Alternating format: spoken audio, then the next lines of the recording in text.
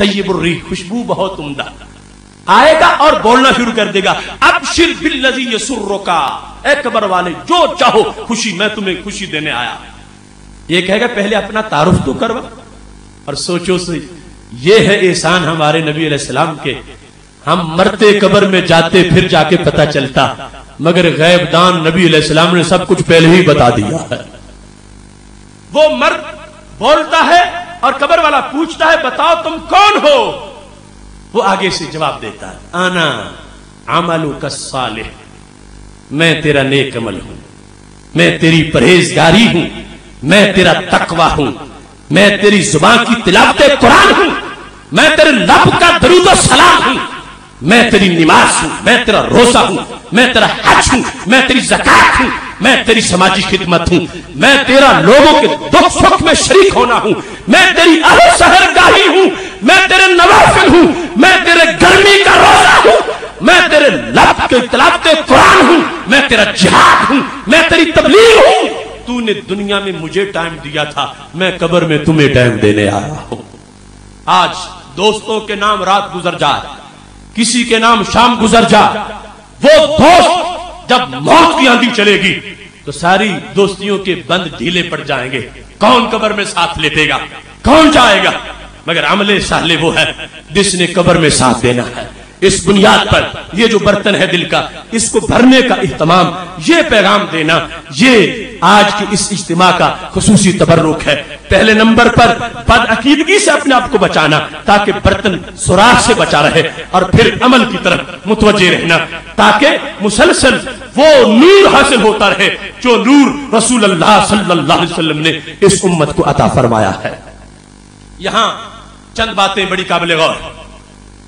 وہ جو بدعقیدگی والا سوراخ ہے، اس کے علاوہ ایک وبا جس کو نام نہاد روشن خیالی کہا جاتا ہے۔ آج دین پر رائے زنی، ہر شخص اس کو اپنا حق سمجھتا ہے۔ تھڑے تھڑے پہ مجتہد بیٹھے ہیں، بہت سے ایسے جو دین کو مشورہ دینے کی کوشش کرتے ہیں۔ کئی ٹی وی چینلوں کے نام نہاد سکالر اور دانشور وہ اپنی آلودہ فکر اپنی عقلی کمزوری میں لپیٹ کر امت کے سپرد کرنے کی کوشش کرتے ہیں۔ یاد رکھنا، ہم نے کلمہ عقل کا نہیں پڑھا، ہم نے کلمہ حضرت محمد مصطفیٰ صلی اللہ علیہ وسلم کا پڑھا ہے۔ آج لوگ معیار بنا بیٹھے ہیں، کہتے جس بات کی عقل کو سمجھ آ گئی، ہاں وہ تو شریعت ہے، ہاں وہ مانتے ہیں۔ جس کی عقل کو سمجھ نہ آئے تو ہم کیسے مانیں؟ اگر معیار عقل کو بنایا گیا تو پھر کلمہ تو عقل کا پڑھا۔ اللہ فرماتا افرائیتا من اتخذ الہہ ہواہ، کیا تم نے دیکھا اس شخص کو جس نے اپنی خواہش کو اپنا رب بنایا ہوا ہے، خواہش کو رب بنا لیا ہے؟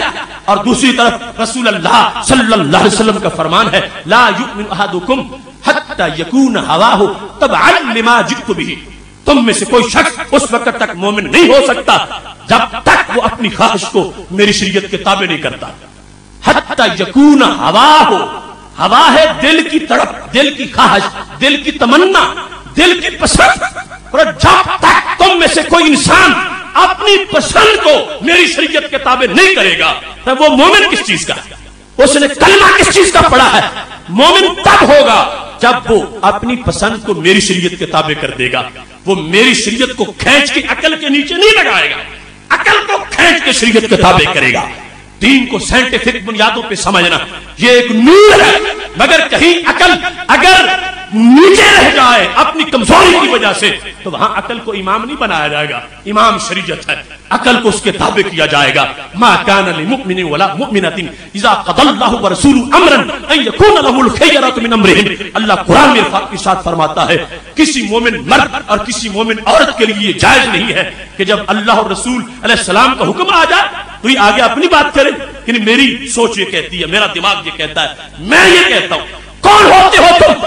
کیا ہوتا ہے تمہارا دماغ اور کیا ہے تمہارے عقل کی حیثیت؟ ساری کائنات کی عقلیں ہمارے نبی علیہ السلام کی عقل کے مطابق میں یوں ہیں جیسے صحرا کے مقابلے میں ایک ذرہ ہوتا ہے۔ اس واسطے آج کا یہ فطور جو نام نہاد روشن خیالی کی شکل میں آ گیا ہے اور گمراہ ڈاکٹر، گمراہ پروفیسر اور گمراہ دانشور جو قوم کو لوٹنے کے لیے اس قسم کی آلودہ افکار کو लोगों में फैला रहे हैं, उनसे बचने की जरूरत है, वरना फिर भी दरार आ जाएगी उस प्याले के अंदर जिन्होंने अपनी राय को ईमान बनाकर, अपनी राय को नबूवत का दर्जा देकर लोगों के सामने पेश कर रखा है। ठीक है, हदीस में ये आ गया, मगर मेरी सोच ये कहती है, मैं ये कहता हूं, मेरे नजदीक ये है, नहीं, कोई किसी का नजदीक कैसे होगा जब रसूलुल्लाह सल्लल्लाहु अलैहि वसल्लम ने वाज़ेह फरमा दिया है। उसके आते हुए अकल को सरे तस्लीम खम करना पड़ेगा। आज का मोमिन, आज का बाज यंग जनरेशन का तबका, वो कहते हैं हम दाढ़ी क्यों रखें, ये इसमें ये चीज है, वो चीज है, ये पसंद नहीं, ये बोझ है। तो मैं कहता हूं नबी अलैहि सलाम कहे जेवर है, तुम कौन कहे हो के कहते हो बोझ। सरकार फरमाए इमामा ताज है, तुम कौन हो के कहो कि इसकी कोई हैसियत नहीं है। सैयद आलम नूर मुजस्सम शफी मुअज़्ज़म सल्लल्लाहु अलैहि वसल्लम दुख्तरे इस्लाम को बुरके में देखना चाहे, और आज की कोई दौरत दादा कहे नहीं बुरका पाबंदी है, और आज के नाम निहाज से कालर कह दे कि चेहरे का पर्दा ही नहीं होता, तो क्या है दीन और क्या है ईमान। ये मेरे आका सल्लल्लाहु अलैहि वसल्लम की शरीयत मुताहरा वाज़ेह कर रही है। फरमा अपने ख्याल छोड़ो, अपनी ख्वाहिशात छोड़ो, अपने तजर्बे और अपनी सोचें इनको कुर्बान कर दो नबूवत के फैसले के सामने, फिर मोमिन हो। और अगर ऐसा नहीं है तो फिर फरमा फतूर आ चुका है, ला युमिनु अहदुकुम हत्ता यकून हवाहु तबअन लिमा जितु बिही। जब मेरे हुक्म पर झुक जाओगे फिर ईमान होगा, और मेरे हुक्म के सामने अकड़ जाओगे तो फिर ईमान नहीं होगा। इस वास्ते रात के सन्नाटे में, इन लम्हात के अंदर इस सबक को अच्छी तरह ज़हन में रखना है। ये आज का नाम निहाद रोशन ख्यालों का फितना ये पहली बार नहीं, ये इम्तिहान पहले भी होते रहे।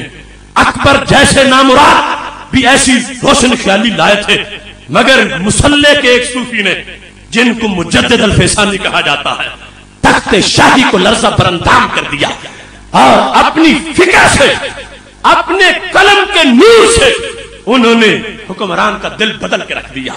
अकबर के बाद वो जहांगीर के सीने पर उनका फैज पहुंचा, उन्होंने धमाके नहीं किए, उन्होंने खुद कुछ हमले नहीं किए, उन्होंने काबे से मुकद्दस जो खून था वो गलियों बाजारों में वो रायगा नहीं किया।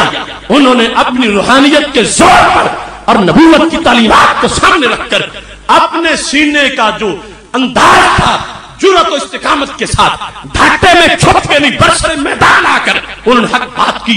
जब अकबर के दरबार के बाद जहांगीर के दरबार में उनको झुकाने की कोशिश की जा रही थी, हजरत मुजद्दिद अल-फसानी की नाक से खून बह निकला, इतना दबाया जा रहा था, मगर फरमाने लगे एक है काबा मेरा और एक ही मस्जूद है, हर जगह मौजू नहीं है सर झुकाने के लिए। ये रोशन किरदार हमारे असलाफ ने पेश किया और नाम निहाद रोशन ख्याली का जनाजा निकाला। आज फिर इस वक्त हमारे सामने ऐसे महाज खुले हुए हैं और उन पर हर तरफ से हम पे फायरिंग हो रही है।